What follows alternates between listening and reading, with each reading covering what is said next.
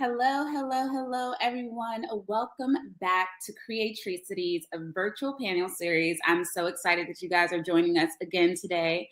If you guys are joining us for your very first time, we want to welcome you guys. I am Chasity Saunders.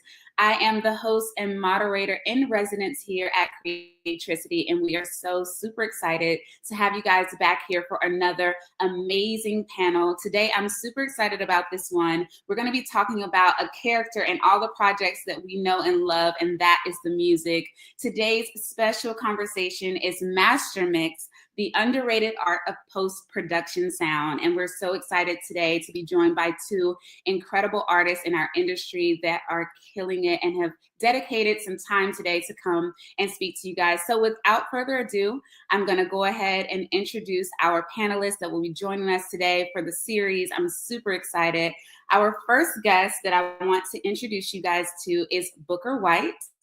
Booker White is the head of music preparation for Walt Disney Studios. He has been involved in preparing musical arrangements for numerous Disney films, more recently working on Moana 2, a personal favorite of mine, Snow White, and Inside Out 2. You guys, please help me give a warm welcome to our first panelist for today's our conversation today, Mr. Booker White. Hello. How are you? Hi. I'm doing really well. How are you doing? Doing great. Doing great. Busy time. Tell us, where in the world are you joining us from today? Because we know you could have been anywhere in the world, but you decided to be here with the Chasity family, and we're so excited that you are. But where in the world are you joining us from today? I'm in Tarzana, California at my home. Tarzana. Awesome. We love it. We love it. I've been a California girl for 10 years now. So thank you so much for joining us. I'm going to go ahead and introduce our next panelist so we can jump right into this conversation. Our next panelist is Tom Paul. Two-time Emmy Award-winning re-recording mixer and highly regarded sound designer Tom Paul is one of New York City's most sought-after talents in the fields of post-production audio. The last few years have been filled with supervising and mixing the sound for many wonderful films, including American Symphony, Little Richard, I Am Everything, Hustle, Love Has Won, Pretty Baby, The Vow, and Y2K, just to name a few. Chasity family and Mr. Booker White, please help me in welcoming Mr. Tom Paul to the conversation. Hello. Oh, Tom, I think you're on mute.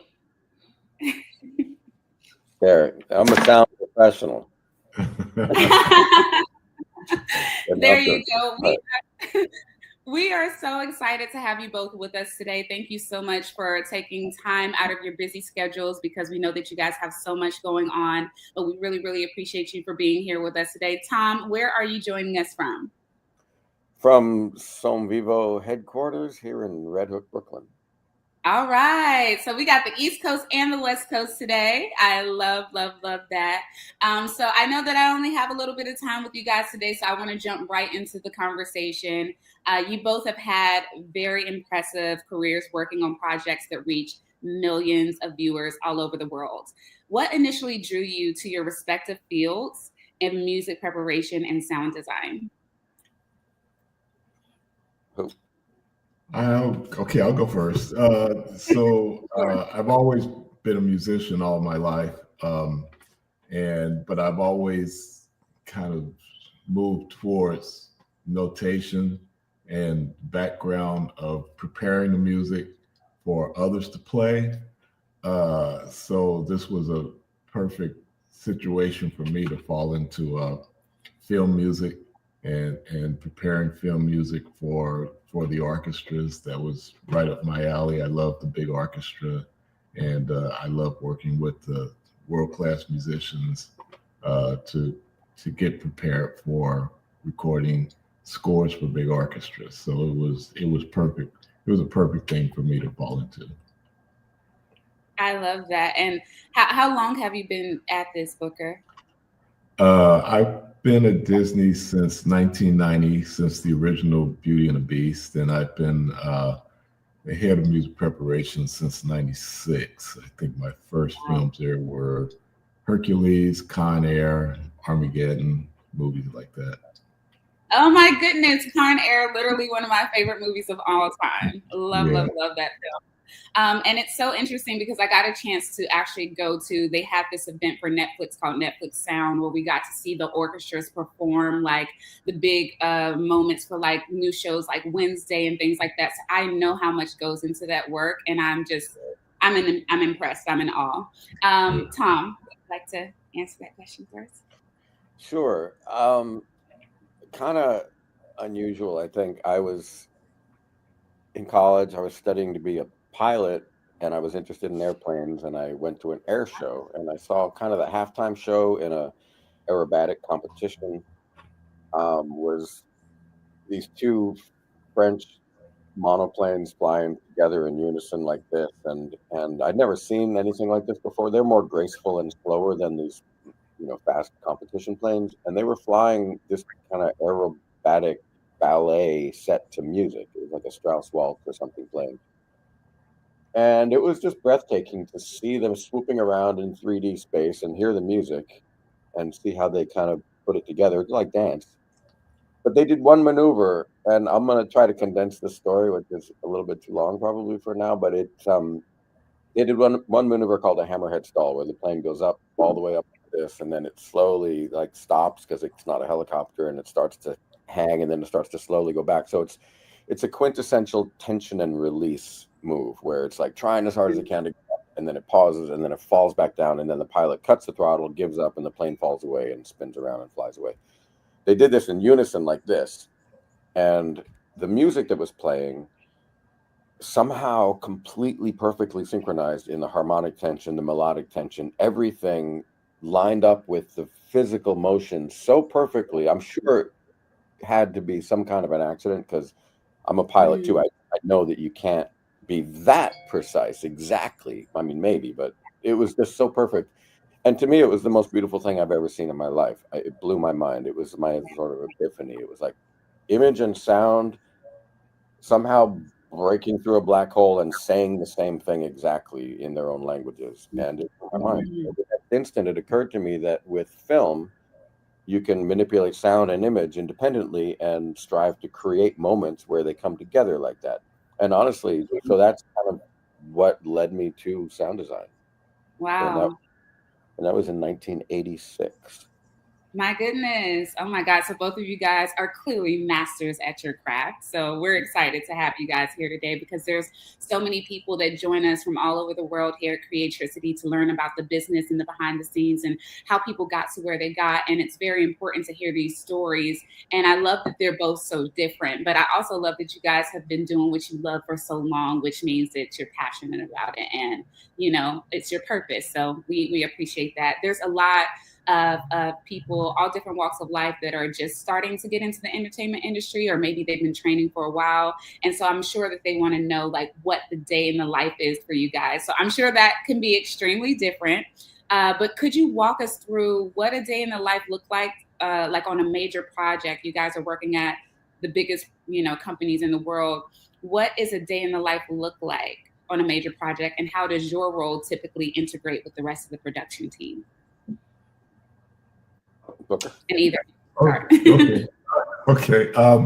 So let's see. I'm just finishing up Superman for Warner Brothers. I think a day in the life for me is to get in touch with the music editor, get in touch with the composer, the orchestrators, make sure we're all on the same page of what we're recording that day, what we're all expecting to do that day, and just kind of being prepared, getting all the music prepared, getting music on the stand for the orchestra, talking to the principals in the orchestra, the concert master, checking for if there's any solos they need to be aware of that are coming up that they're going to have to play that day, because it's a tough thing where you're sitting in a room with 80 other musicians and all of a sudden you have to play by yourself. So we want to make sure they're prepared for those situations. There's just a lot of details to go through. The music has to be ready. They have to know what all the Pro Tools needs to be all set. We have to make sure we have the right version of all the picture, of all the music, the same version of music that we have of the picture. So that's basically the day. We have to be prepared to make changes on the stage if the director changes his mind about what the music should sound like. It's just a lot of small details. So that's usually my day of an 8-hour to 12-hour recording day. Wow.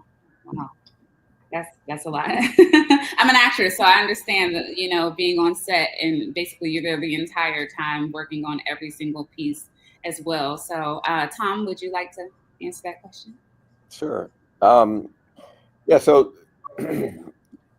most of my days are filled with me being a re-recording mixer, which is where, I'm the sound supervisor, sound designer for a project, but I usually have multiple crews going, and then we stagger the mixes, for different films. And so a typical day is show up in my mixing studio and sit down at the console. And the director and the editor, maybe the producer, comes and sits either next to me or behind me, and the movie goes up on the big screen. And my team has prepared for a few weeks all the sounds and edited the music or put the music in, cleaned up the dialogue, done a bunch of sound design, ambiences, footsteps, all these things, and then they're all laid out for me to start telling the story with the collaboration of the director. And it's, as Booker said, it's incredibly detail oriented, down to the last millisecond, the last frame, the last little detail, the last megabyte of data. And the versions, filmmakers don't like to let go of their projects. They like to keep changing them, as everybody knows. And so it's hard to stay. You have to be really adamant about staying on the latest version and conforming everything and getting it all right. But yeah, it's, my days are part technical and managerial and part creative storytelling, and artist stuff. So it's really a nice balance, and it's great. I never get bored because it's always a different story and it's a different filmmaker and different subject. So it's, yeah. I'm learning a lot about filmmaking, and I know a lot of the students and people that are joining us at Creatricity want to know about like different processes. And I know that like with putting together a film, a lot of times people will use like music that's not actually going to be the music. Do you guys have to deal with that at your level at all, or are you at a place where it's already, this is what it's going to be? Because I know that like when I think about a movie like Maestro, where it was a 10-year process and Bradley Cooper was like working with his sound person the entire time. Or we think about even a more recent film like Ryan Coogler, where they've talked about how they were creating sound all along. Like at this point in your careers, is it that type of a process, or do you have to go in and like replace music? Are you getting the chance to work alongside the filmmakers? Are you having to go back in and change it, or is it a little bit of both? Go ahead, Tom. Okay. Yeah, I mean, it's really everything. What you were talking about is kind of like temp music when they're editing the picture, and they'll drop in their favorite piece of a film score from a film that already came out 20 years ago, and it's from Morricone or something, and they can't use it, but it gives the vibe. And then hopefully, it's a little bit of a tough situation sometimes for a composer. I am a composer, but that's not my normal gig. But some composers, a filmmaker will come to them and say, okay, this is our temp track. This is what we want. And that's kind of hard to like, oh, okay, now I got to do a Morricone thing. But a lot of times by the time something gets to me, it's already gone through that process. I see. And then they'll select the music. They'll often edit the music in the Avid or the Final Cut or whatever. And then it'll come to me already cut up and ready to go and finalized. But that's not always the case. Sometimes there's a temp. Sometimes they're not happy with music. A couple times I've been in a mix where they're not happy with the music and they turn to me and like, can you write something? And I've done it, under the gun sometimes, and it's been really fun. But for the most part, I do a lot of documentaries, and there's some interesting thing called fair use music, which is, a lot of documentaries have a lot of problems because there's music playing in a scene and they like the music, but they can't license it. So there's this really specific detail where if they're filming somebody and they're listening to music or the music is playing kind of incidentally and they don't make any cuts to picture, they can use it. But as soon as they cut away, then the implication is that now they're using this music as soundtrack, right? So then they have to pay for a license, and that might be $100,000 or something. Right. So there's a lot of little details around the music in film, but yeah, I mean, to your question, by the time it gets to me, it's usually finalized. Okay, got it. Yeah, I think for me, starting a little earlier in the process, where the licensing is still going on, are we going to be able to license this song? If not, we need to write underscore for it. But Tom alluded to temp love, which happens a lot in the films where they want to use they tempt National Treasure into this movie, and they say, we want that. I said, well, okay. Sometimes we get to the stage and you'll say, wait, that's National Treasure, that's too close. I said, well, what do we need to change? So that's sometimes it actually falls into my lap to say, can we do this? Can we do that to change it? But usually it'll just the composer goes back and rewrites it or just changes it. So yeah, the temp track can be a good thing, and it can be a bad thing depending on how much the director wants it to be really close to that. He loves that track. He wants it to be that. But if he's okay with, he's picked the right composer and they write a piece of music that's that but not that and fits his picture correctly, that's 90 to 95% of what ends up happening. Yeah, it's interesting. The last feature film that I worked on, we shot in Ghana, and our executive producer hired the musicians, and I got to watch the entire process. And I've been breaking it down, and even went ahead and got an ASCAP, for myself, so that when I start working on my projects, I can actually decide like who gets what percentage and all that, because it's so technical. It's really, really technical. I wanted to ask this question for those who are breaking into the music or sound and film industry. What skills do you see essential in today's post-production landscape?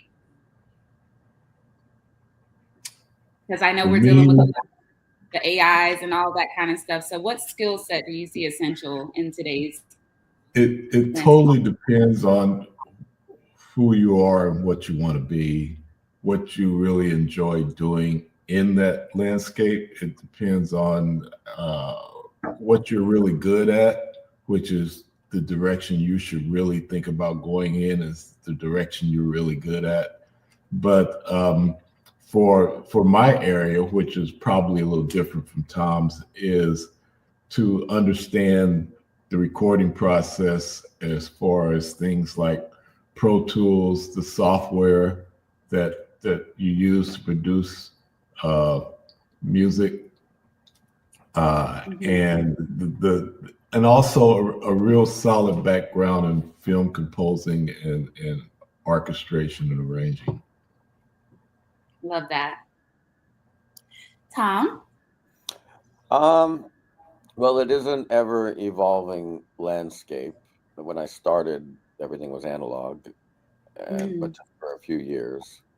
And then it switched over in 94 or something like that to Pro Tools, and there was a little crossover. But yeah, since 93 or 94, it's been all digital and computerized, and that has evolved a lot. And now, of course, we have the whole AI part of everything. I mean, primarily, I am a storyteller with a specialty in soundscape with a strong underpinning of technical engineering skills, right? That's sort of the foundation. And, you know, a technical aptitude is super important for this, but people skills, I think, are really, really important, because you're sitting in a room for 2 weeks, 8, 10, 12 hours a day, sometimes 26 hours in a day, if there were that many. It happens. With, you know, with a creator, with a director, and they've been dedicated to this film for 10 years or 5 years or whatever, but they've put their entire heart and soul into it. It's their baby. So sometimes I consider myself like a cinematic obstetrician, because I'm here helping, because sound is one of the last things. And it's true that what comes into my mixing studio is a collection of sounds and images and stuff and intentions and desires. And then what, hopefully after a couple of weeks of sweating the details, what arrives is a film, and you can feel it when it gets there. So it's emotionally charged sometimes, you know, because we're there sort of shaping the filmmaker's baby. So sometimes that's challenging. So people skills are really good, like not bringing the ego. You know, there are some sound people who bring a fair amount of ego to the space, and they're like, this is how a film should sound. And that's great. Like sometimes filmmakers look for a mixer who's like the final person touching the sound and touching the movie. They look to that person for some authority, and some people come in and say, just make it sound like a movie, do your thing. And most people are not like that. And I tend to be a re-recording mixer who is very, very open to the filmmaker, and any crazy ideas. If they have, we see that person talking on screen, let's turn the sound off and put the music really loud. Yeah. And let's take that out, or whatever. You know what I mean? Like film, in my view, film is what, 130 years old or something like that as a medium. Mm-hmm. And with sound, even less, 110, 100 years old-ish with sound. So in my view, we're still inventing it. So anything goes. We can still be very creative, and the whole everything is evolving about it. So I think that from my perspective, some of the most important skills are people skills, storytelling skills, obviously a technical foundation, but then also super hard work. In the beginning, I mean, I'm putting some limits now, thanks to my wife, and we have a child, and she's like, come home at night, come home for dinner, don't work until 3:00 in the morning, you know, which I did for 20 years. Mm-hmm. You know, a lot of hard work, a lot of dedication, a lot of passion is required, you know. And then also nowadays, keeping in touch with what's evolving in terms of AI, in terms of workflow, in terms of computer. I mean, when I started, you know, the first Pro Tools cost $20,000, and you could get 4 tracks of non-automated sound. And if you spent more, you could get 8 tracks, you know, and there still wasn't any automation. So if you wanted a different EQ on a track, you'd have to make a new track. Mm-hmm. And now, I don't even know, I have like 2,000 tracks on a MacBook Pro, you know, with no interface. Yeah. It's insane. And it's all automated and you know, so it's a whole evolving landscape. And now with AI, there's all kinds of things. So staying tuned in to the evolving technical landscape is really important, and figuring out how to embrace it. From a business perspective, you need to do that to stay competitive. Because if other people are able to do stuff faster and cheaper, they're going to charge less, they're going to get the job. So you got to stay tuned into that stuff. Ahead of the curve. I love that you said that, because that's what a big reason why we are here at Creatricity, so that we can be a resource for people in the industry, and they can understand that things are ever evolving, and how someone like yourself who's been in the business for so long, you know, you're reinforcing that if you don't evolve, you become extinct. Like, you have to continuously be learning, and you have to continuously be pushing the things forward so that you can, you know, stay at the helm of what's happening. So thank you so much for that. My next question is for Booker. Working on iconic projects like Moana 2 and Inside Out 2, how do you balance innovation with the musical legacy of a franchise? Well, let's see. That's a little outside of my responsibility to film, but I think working with the creators and with people like Pete Docter, who's just an incredible genius.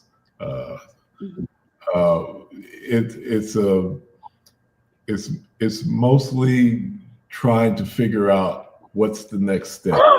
What's the next step in this story, in this saga, and what is the next step in case we have another step that we want to take in this saga. So I think for me, it's just being part of that thought process.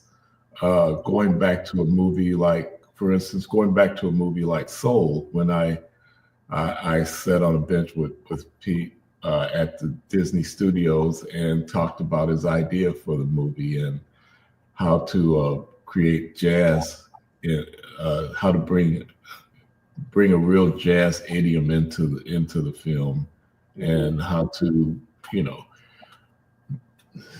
being part of the jazz part of it, whereas also the part of it that's about spirituality and how to bring spirituality and meeting with people like, bringing in people like Herbie Hancock and Quincy Jones at the time, and just talking through the jazz part to make sure they got it right.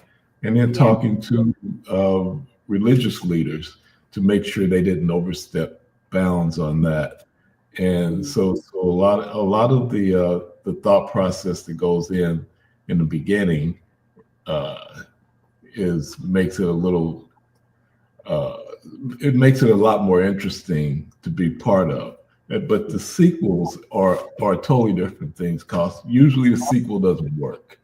The fact that Moana 2, both the ones that you mentioned, Moana 2 and Inside Out, the first time I saw Inside Out at the studio, I just thought, this is even better than the first one. This is great. They really figured out how to introduce some new characters that really sparked a brand new movie. So I just Society. Yeah, it was just really it was just really great to be part of both of those, but especially Inside Out 2, because I just felt like they really figured out how to make an even better movie than the first one. I was really excited about that. Yeah. We love Inside Out too. It's such a great movie. I just cried like a baby in there. I'm sure so many people did. My next question is for you, Tom Paul. And while we're speaking about emotional arc, for films like American Symphony and Pretty Baby, how do you approach the emotional arc through sound in your work? I mean, I'm really trying to let the film speak to me and tell me what to do. I'm trying to, Matt Heineman, who directed American Symphony, and Booker, we have the great John Batiste in common. If you did Soul, I did American Symphony. He was fun. Well, Soul, I have to say, Soul is just an incredible movie. We watched it as a family like 2 or 3 times, and it's just amazing. It stays with you. Beautiful film. Yeah. So Matt is very, very deliberate and specific. And talk about temp love. He has temp love, but he legitimately crafts his temp track with his editors with just the sound for weeks and weeks. So by the time it gets to me, like, the first job is to just recreate the guide track, and then we start putting the icing on the cake. And the emotional arc is, like I said, the film is talking to me, and I'm amplifying it. I'm like, oh, I get what you're trying to do here. You're trying to go from a high tense moment to a little calm here. So let me put a long reverb on that outgoing music cue, and let me take a little, like, 10 seconds to fade in the ambience, and let me pitch that siren that's going by to the outgoing music cue. So it's like a seamless kind of flow. And, so really just kind of responding to and trying to amplify the intention or support the intention that I'm getting from the filmmaker in the editorial process. So I'm doing less of designing the emotional arc and more of like seeing what it's supposed to be and helping enable that and amplify that. I love it. I love it. Thank you, Tom. I'm going to go back to you, Booker, for another question. I want to know, how is it different preparing music for animation versus working on a film like One of Those Days, which did so well and we love so much? But how is that different? That's actually a good question, because that's one that I talk to people about a lot. If you take films like Frozen, or where we're working on that film and working on those songs and developing those songs over such a long period of time, and Moana with Lin-Manuel Miranda sending us audio on an iPhone to take down, to start figuring out the songs. So the songs are stuck between the people creating the film, the artists that are drawing the film, the studio, the storytellers, and everybody's trying to create this song together to make it fit with the picture, with the story. Everybody's involved in that, and that process can go on for 2 years, just crafting the songs to the picture and to the story. And we finally get the songs done, and then they can start finishing the actual movie so that we can record the underscore at a later date. I'm starting on the live action Moana tomorrow. We're doing live action Moana, and we're recording the songs this week. So that part of it will be done, but then we won't get to the underscore till maybe September, October. Whereas a picture like, One of the Days, the picture's done, the picture's edited, and so everything is done. We can go in and score the movie in a day or two, and that's it. So when there's songs like that, and it's animation and a lot of songs, it's a 2-3 year process to get the music done. Whereas when it's just a live action movie and it just happens, bam, it's there. You can just go in and you're done, and my part is done in a few days. Wow. Okay, and for you, Tom Paul, it's kind of a similar question. I know we spoke earlier in the conversation about you working on documentaries, and you've worked on a lot of very powerful documentaries and narrative films. How does your approach differ between those two genres? I mean, fundamentally, it doesn't. It's telling stories, so dealing with music and sound and textures and rhythm and telling stories. So there's no fundamental difference. There's certainly workflow differences. With documentaries, you're working with field captured sound. There's something called verite sound, which is sound that's just like recorded while a character in the documentary is out there doing their thing. So it's not a sit down, as opposed to a sit down interview. And maybe the verite sound happens to be next to a highway, or it happens to be in a noisy party and you can't hear anything. Or it happens to be next to an air conditioner. So there's the extra challenges for dialogue cleanup and stuff. Typically a feature film that's, well made is going to have super professionally recorded sound with lots of mics and radio mics and many options, and, do ADR and all that stuff. So the canvas is cleaner with a narrative film. So you have more opportunities sometimes for creative work because you're not needing to solve problems as much. With documentaries, a lot of our effort goes into avoiding the use of subtitles, like trying to make things clear and understandable.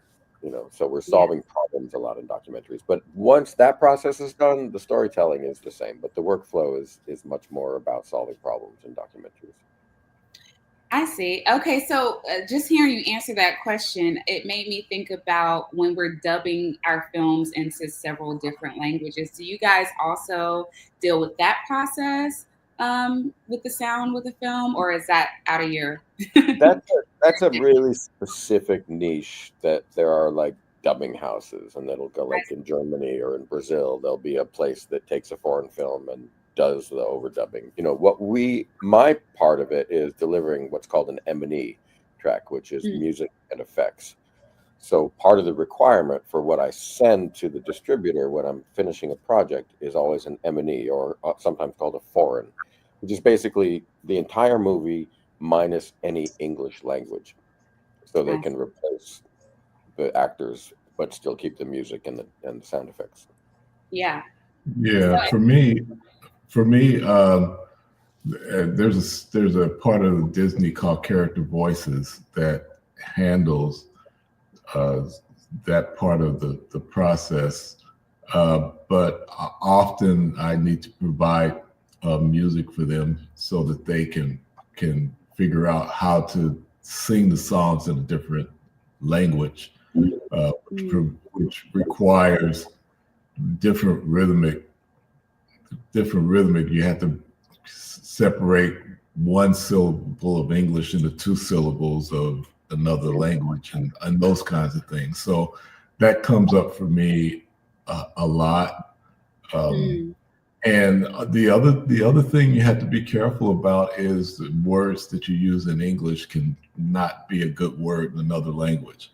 So sometimes we have to change words that we use, or phrases that we use, because it could be derogatory in another language or something like that. So, but that doesn't happen very often, but it does happen. So that particular part of the process happens post, and we really have to always look out for that. I see. Thank you. Thank you for answering that question. The next question that I have, I would like to get an answer from the both of you on. So in today's hybrid workflows with teams that are often spread across different cities and continents, how has remote collaboration impacted your creative processes? Tom? Sure. I mean, I had, I think back, of course, to the pandemic, where we all got our remote legs, if you will. What happened then is I was pretty booked up for 2020, but everything paused from March until June, and then everybody wanted to finish in July and August and September, but it was still complete, isolation, right? So we did a lot of remote stuff there between Zoom and this, other softwares that deliver lossless audio in real time from the Pro Tools session. There's a range of these things, and we got pretty used to it, to be honest. I've mixed a lot of TV shows and movies even remotely, alone.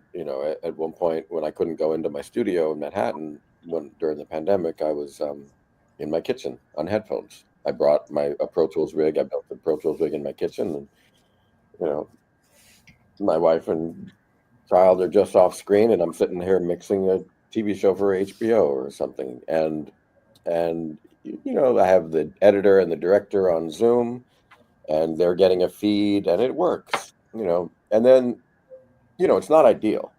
I'm not going to say it's ideal. There's definitely something lost in terms of the vibe of being right next to somebody. What happens when I work with a director, especially after a while, after a few days or even a few projects over a number of years, we develop a shorthand.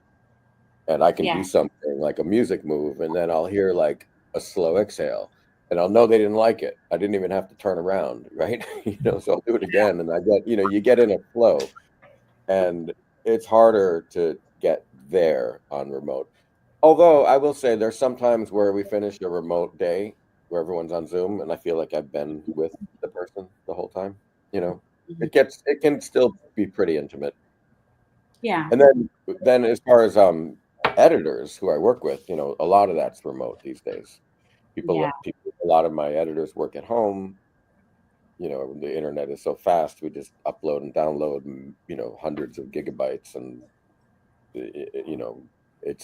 I kind of miss it, but there's a lot of, there's not a lot of walking in the morning and saying hi to 3 or 4 editors because they're in studios right next to you, at least in my sort of independent New York world. I'm sure in Booker's world at Disney and, in big budget productions and studios, you still have that more than what we have in the sort of scrappy indie world, which I inhabit for the most part, even though it's like Netflix, HBO, Hulu, all these things that I'm making projects for. Yeah. Still largely independent. It's an independent filmmaker who will then sell their project to Netflix, or then HBO will commission one of my clients to make a movie, but it still feels kind of like scrappy independent stuff. Yeah. Thank you for that. Thank you. Yeah, I think for me, and it was the same situation where the pandemic, we were so used to having the orchestra, big orchestra in the room, my staff in a room at Disney, a big room at Disney. And when the pandemic hit, all of a sudden, we still had to make movies. So my staff is working from home. I remember, I think the first one we actually did that way was Dune. I was working on Dune with Hans Zimmer, and we had to do everything remotely. The musicians were remote. We were remote. Everybody was, figured out a way to get it done anyway. And so you come out of the pandemic, and now we're back with the orchestra in a big room, but maybe, the rhythm section is being recorded remotely here or there or wherever. And we basically returned to the old way we do things, but there's still some remnants of remote working. My staff,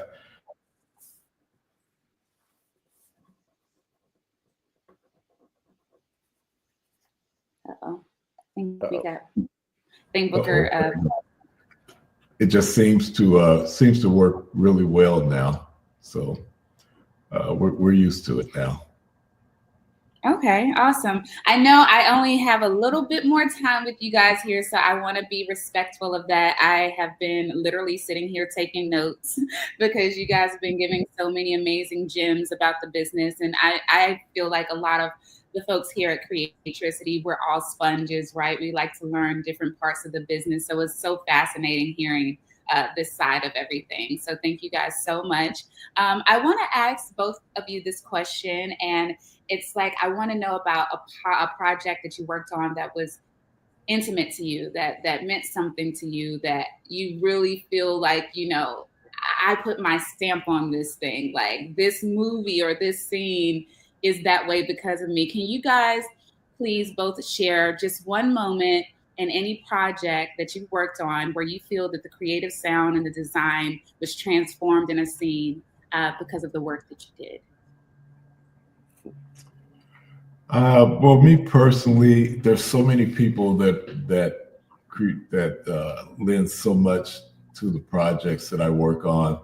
I don't know if there's one in particular that's that important that I feel like I had that much to do. I think Soul was one of the first ones because I was involved in that one from the early on ideas that Pete Docter had that was. And he said, I told him, look, can I be involved in this with you? This sounds like something I really like to really be in the middle of. So I think that was one of them. I think on the original Pirates of the Caribbean, where we had to change, we just had a few weeks to score it. And I looked at that first scene with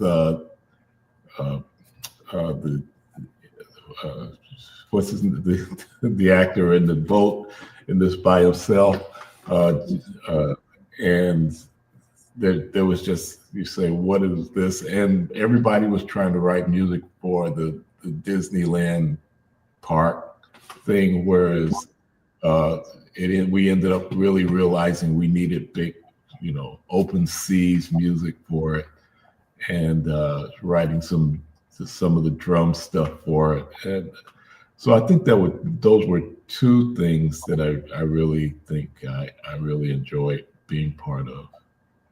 I love that. I love that. For you, Tom?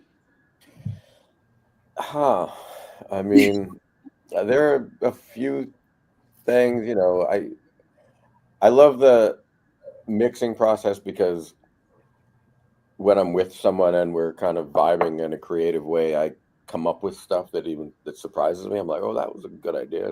Did you just really say that? And that's, I get in the flow and it's nice. But as far as remembering a specific thing, I mean, one thing that comes to mind is I'm really big on breathing and breaths in the film, because especially when it's an intimate situation, it really transforms a scene to have a character that maybe wasn't closely mic'd, so you don't hear their physical presence in terms of breath. So I've done, on so many films, I've grabbed a microphone during the mix and breathed, Oh, wow. to bring the character a little bit closer and make it, and I think, if Matt sees this, he's going to kill me, but I think I did some breathing for John Batiste in American Symphony when he's meditating before the Carnegie Hall concert. And it's a super intimate scene, and, a creative decision that we made together, Matt and I, to amplify the breathing in the mix in that scene. Yeah. I might be mistaken, but I think I might have done a little breathing of my own to help amplify it. So that's a very sort of personal, intimate contribution to something that I do. No, that's so awesome, and so like super, super cool to hear. I know, like, even as an actress, sometimes like I've died so many times in movies. I'm so sick of dying, but like I'll have them reach out to me and say, hey, so we need to have you, like, we need more of you dying. So I'm literally having record myself and send these tracks back of like my last breaths. So hearing this is just, it's solid. Because I get it, and I just, because it's a necessary part, like it's just a necessary part. So I want to, one of my last questions for you guys, because I could keep you here all day. This has been so fascinating for me, but I would like to know, what is a common misconception about your work that you would like to take this platform to clarify? I think Tom and I probably have something similar in that vein. I don't know, maybe, but we're both behind the scenes. We're very much, unlike you, we're very much behind the scenes. I think for me, people, it would be interesting for people to see just how much has to be done to add music to a film, with this room full of world-class musicians and all the technical people on the stage in the booth, and the music that has to be created for them, and just everything that has to happen for all that to happen, so I think that's the main thing, is just how far off screen that all this happens, and how many people it takes to really bring the film into view for everybody. Yeah. Yeah, I would definitely agree with that. It's like, if a layman, someone not in the industry, comes into my studio, like a friend or whatever, and they come in and they see my 500 track preparation of sound to go into a mix, and there's 10 tracks of footsteps, and 3 tracks of breathing, and all these definitely unexpected things that go in. People are like, oh my god, I had no idea that. Like, we might have 12 different layers of background, some with birds, some with a different kind of bird, some with just air, some with a distant city, some with a distant highway, some with just an ambient room tone or something. All these different things go into it, all the prep and weeks of skilled editors. So every little footstep, every little breath, every little bird chirp, everything is done deliberately, usually. And so there's a lot more that goes into it. People think that when they hear the sound in a movie, it's like, oh, that's how it was recorded or something, but it's constructed. That's the thing. What I was going to say, which I'm going to say super quickly, is that the misconception is usually when I tell people I'm a sound designer, if they're not in the industry, they think I'm a composer. And they don't understand what sound design is, partially because they don't understand all the things that go into it. So, which I consider sort of job security. A lot of people see sound as a black art. Like they don't really know what it is. So that's good. I like it that way. But I've actually gotten jobs as a composer. I've gotten film scoring jobs because people don't understand. Like, oh, when I say I'm a sound designer, like, oh, Tom's a film composer. Great. Oh, let's give him a job. I don't mind the misconceptions, to be honest. Yeah. Well, gentlemen, this has been such a treat. I'm sure everyone here watching is getting so much from this. I really appreciate you guys sharing so much of what you do with us today.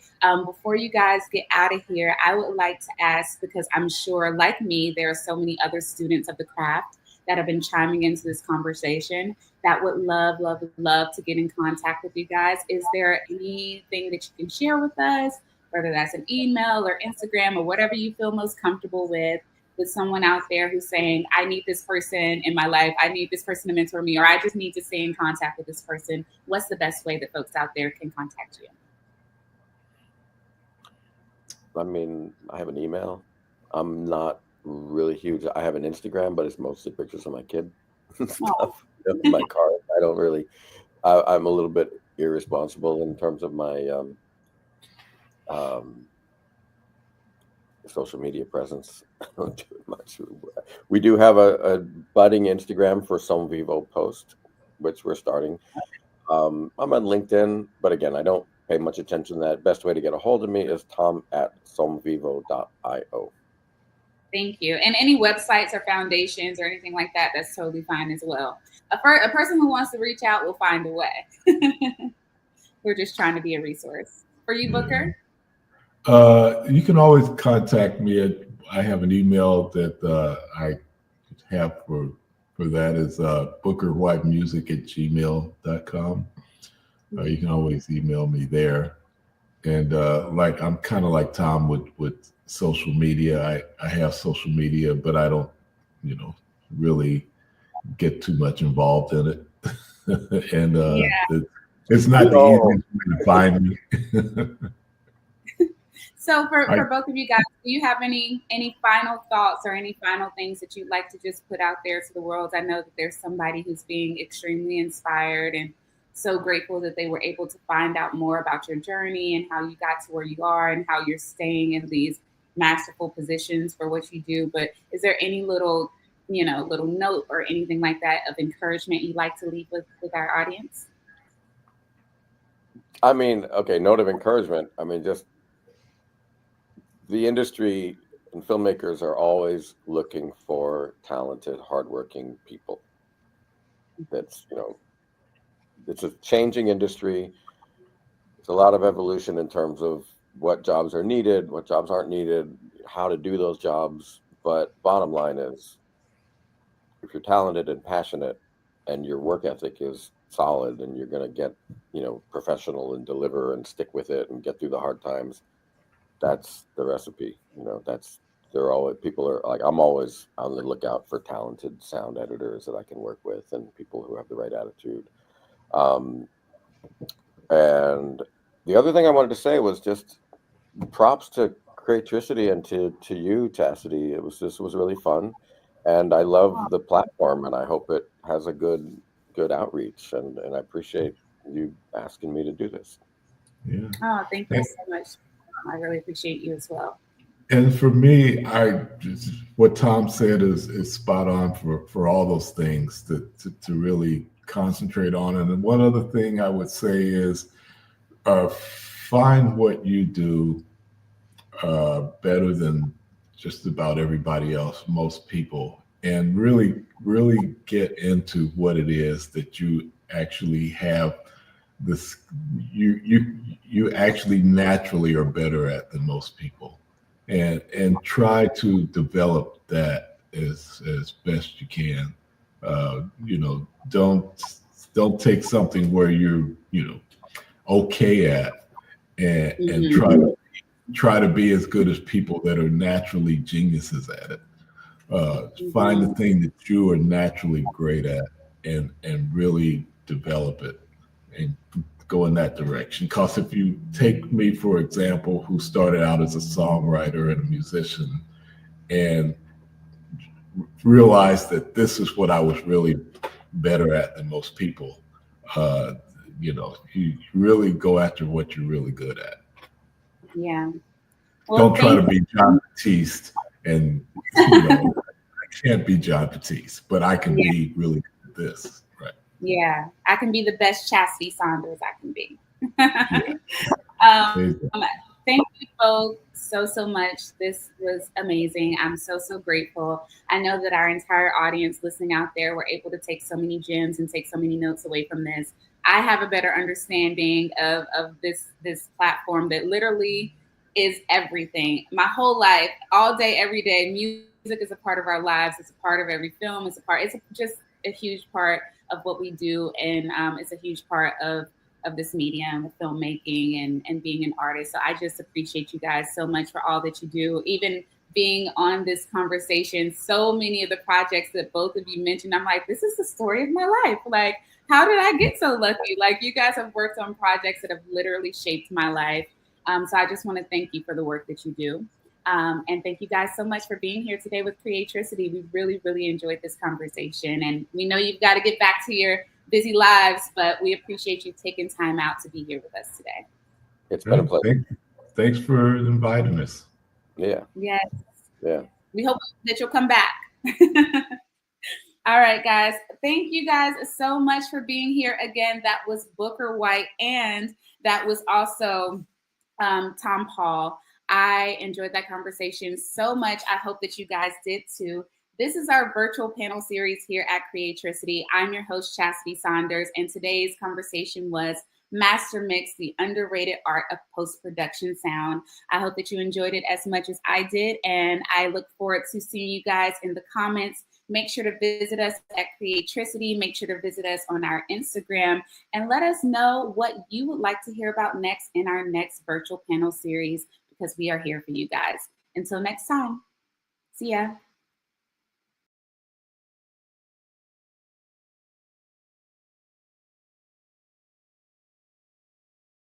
The unescapable truth is that the industry is changing in an unprecedented way. The rules have been rewritten. The status quo is crumbling.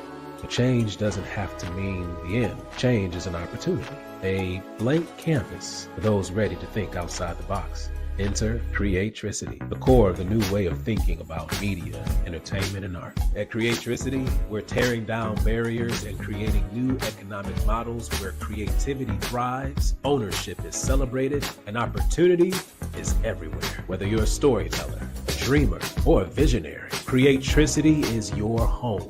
This is where passion meets purpose, where creators redefine the possible. The doors are open. Be the change. Join the movement.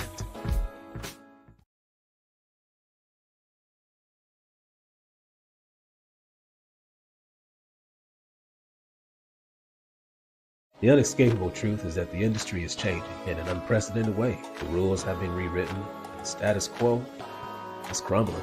But change doesn't have to mean the end. Change is an opportunity, a blank canvas for those ready to think outside the box. Enter Creatricity, the core of the new way of thinking about media, entertainment, and art. At Creatricity, we're tearing down barriers and creating new economic models where creativity thrives, ownership is celebrated, and opportunity is everywhere. Whether you're a storyteller, a dreamer, or a visionary, Creatricity is your home. This is where passion meets purpose, where creators redefine the possible. The doors are open. Be the change. Join the movement.